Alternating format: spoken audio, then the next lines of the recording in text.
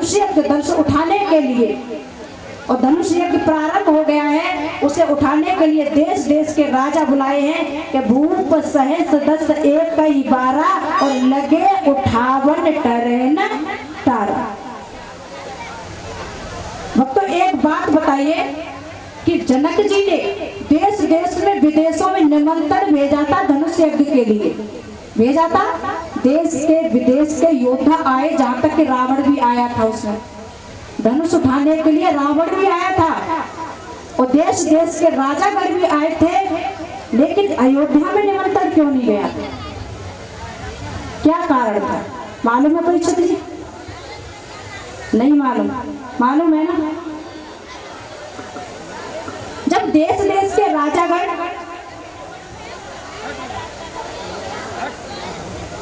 उस यज्ञशाला में धनुष यज्ञ में देश देश के राजा आए थे, लेकिन जनक जी ने अयोध्या में निमंत्रण क्यों नहीं दिया?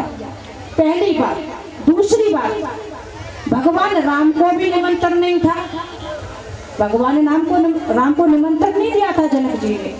उनको तो विश्वामित्र जी लेकर के गए थे, विश्वामित्र जी लेकर के गए थे। और एक बात ध्यान रखना भक्तों, जहां भगवान की भक्ति होती है वह भगवान स्वयं चल करके जाते, उनको निमंत्रण की आवश्यकता नहीं है। अच्छा, जब देश देश के राजागण जब आए थे, लेकिन अयोध्या में अब कोई अयोध्या के राजा कोई ऐसे वैसे तो थे नहीं, एक से एक धुरंधर राजा था अयोध्या में। तो अयोध्या में निमंत्रण क्यों नहीं दिया था? देश देश के राजा ही क्यों बुला लिए थे जनक जी ने, और ना ही राम को दिया? इसका एक बहुत बड़ा कारण है। कारण यह है कि एक बार जनकपुरी में एक नारी थी, तो उसका जो पति था वो अंधा था। ध्यान देना, उसका पति अंधा था। तो एक दिन वो अपने पति को लेकर के जा रही थी, तो वहां पर एक ऋषि तपस्या कर रहे थे। तो ऋषि जब तपस्या कर रहे थे जंगल में, तो उसने क्या किया, अपने पति को खड़ा कर गई और वो जल लेने के लिए चली गई। अब जैसे वो जल लेने के लिए गई, तो उसका पति जो अंधा था, तो उसका पति थोड़ा आगे चला, तो जो ऋषि तपस्या कर रहे थे उनसे पैर टकरा गया। और जैसे ही पैर टकरा गया, तो ऋषि तपस्या तो कर रहे थे, उनकी तपस्या खुली और एकदम से श्राप दे दिया। बोले कि सुबह तक सूर्य निकलने से पहले पहले तेरी मृत्यु हो जाएगी। अब तो जो पत्नी थी उसकी, उसने कहा, प्रभु भगवान ऋषिवर, आप तो एक ऋषि हैं और ये तो एक अंधा व्यक्ति है, ये तो अंधा है, इसको क्या मालूम आगे क्या चीज है, धोखे से पैर लग गया है, मेरे पति पर कृपा कर दो। तो ऋषि ने कहा, अब श्राप तो लग गया है, लेकिन उपाय बता देता हूँ, यदि इस उपाय को तुम कर लोगी तो तुम्हारे पति की मृत्यु टल जाएगी। तब उन ऋषि ने बताया कि यदि कोई कच्चे धागे से कोई पतिव्रता नारी कच्चे धागे से और कच्चे घड़े में बांध करके कुएं से जल यदि खींच करके इसको स्नान करा देगी तो इसकी मृत्यु टल जाएगी। अब तो राजा जनक ने जगह जगह खबर भेज दी कि कोई ऐसी पतिव्रता नारी हो जो कि कच्चे धागे से कच्चे घड़े को बांध करके और कुआं से जल खींच करके और इसको पिला देगी तो इसकी मृत्यु टल जाएगी। लेकिन कोई भी नारी ऐसी नहीं थी जो कि जनकपुर में आ सकती थी। यह बात कौशल्या को पता पड़ गई। यह बात जैसे ही कौशल्या को मालूम हुई कि जनकपुर में ऐसे ऐसे घटना घटित हुई है, तो कौशल्या ने क्या किया कि अपने महल से और वह जाने के लिए तैयार हुई। वैसे ही मैत्रानी बोली, महारानी आप कहाँ जा रही हो? बोले कि मैं जनकपुर जा रही हूँ। बोले क्यों, क्या हुआ इतनी जल्दी में और सुबह सुबह आप क्यों जा रही हो? सुबह का टाइम था 5 बजे का। कि मैं जा रही हूँ कि एक पत्नी के पत्नी धर्म संकट में फंसी हुई है और उसके पति को श्राप लगा हुआ है, यदि सूर्योदय होने से पहले पहले यदि किसी नारी ने उसको कच्चे धागे से कच्चे घड़े में बांध करके जल खींच करके नहीं पिलाया तो उसकी मृत्यु हो जाएगी। तब मैत्रानी ने कहा, रानी ऐसे काम के लिए तुम जा रही हो, ये तो तुम मुझे ही बता देती, मैं इस काम को कराऊंगी। तो भक्तों मैत्रानी गई, उसने कच्चे धागे से कच्चे घड़े को कुआं में से खींचा और उसको पिला दिया। तो उसका श्राप तो मुक्त हुआ, लेकिन अंधा था तो उसकी ज्योति और आ गई। ये कारण था।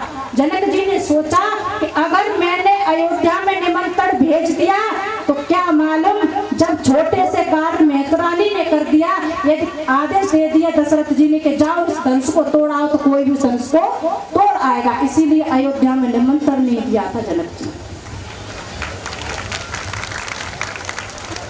ये इसका कारण था। और भगवान के निमंत्रण की बात रही तो भक्तों, जहाँ भक्ति होती है वहाँ भगवान स्वयं चल करके जाते हैं। भगवान की भक्ति सीता थी। आज धनुष रखा गया है और जितने भी राजा आए हुए हैं, भूप सहेज दस एक कई बारा लगे उठावन टरेन तारा।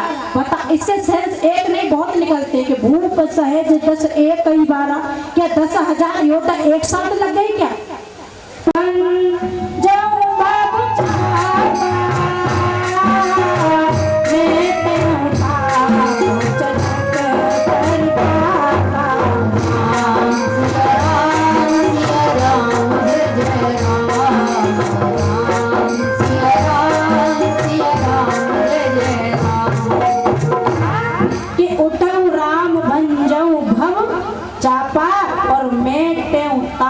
जनक पर तापा। राम आप उठिए और ये जनक जी का जो ताप है, दुख है, इसको आप दूर करिए। क्यों? कि भगवान का काम ही होता है ताप को दूर करना। कैसे लिखा है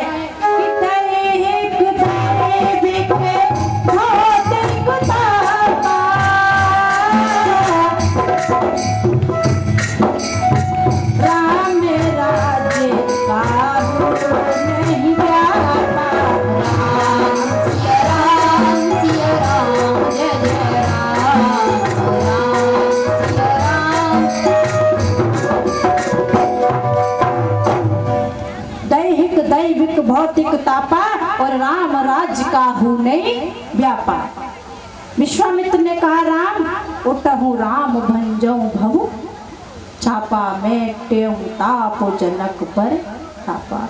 राम जाओ और जनक जी को जो दुख है उस दुख को आप मिटाए हैं। धनुष जी के पास में पहुंचे हैं और धनुष जी ने जैसे धनुष के पास पहुंचे हैं, राम जी ने धनुष की परिक्रमा दी है, मनी मन धनुष को प्रणाम किया है।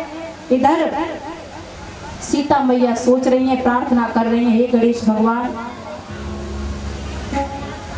मैं आपसे विनती करती हूँ कि इस धनुष को इतना हल्का कर देना, इतना हल्का कर देना कि मेरे प्रभु श्री राम इसको आसानी से उठा लें। इधर धनुष से भी कह रहे हैं कि हे धनुष, तू इतना हल्का हो जाना, इतना हल्का हो जाना कि मेरे प्रभु श्री राम इसको अच्छे से उठा ले।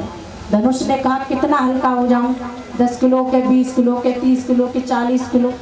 तब सीता जी ने कहा, मैं इतना तो नहीं बता सकती कि तू कितना कम होगा, लेकिन मैं इतना बता सकती हूँ कि प्रभु श्री राम जब सुबह सुबह पुष्प वाटिका में आए थे तो केवल 2 पुष्प उनके हाथ में थे, तो सुबह ही सुबह उनके चेहरे पर पसीना चल रहा था। अब जिसको 2 पुष्प तोड़ने में पसीना आ रहा हो तो ये धनुष तू अपने हिसाब से हल्का हो जाना, बस मैं इतना जानती हूँ। मन ही मन प्रार्थना कर रही है सीता मैया धनुष से। भगवान राम धनुष के पास पहुंचे हैं और जैसे ही धनुष के पास पहुंचे हैं, धनुष की परिक्रमा की है और जैसे ही परिक्रमा की है, जैसे ही प्रभु श्री राम ने धनुष को छुआ है तो एकदम से पूरे ब्रह्मांड में चमक सी छा गई। एकदम से जैसे ही छुआ है, भगवान राम ने केवल धनुष को छुआ था और जैसे छुआ वैसे ही 2 खंडों में एकदम से धनुष विकीर्ण हो गया, टूट गया। बोलिए श्याम रामचंद्र भगवान की जय हो।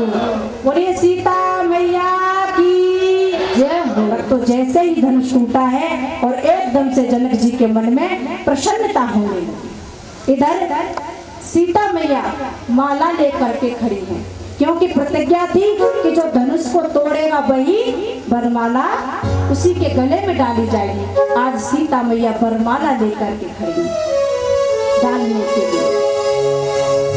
जब वरमाला लेकर के खड़ी है डालने के लिए, तो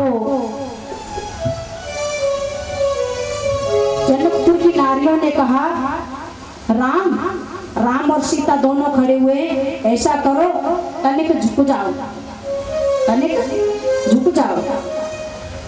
तो और जय बोले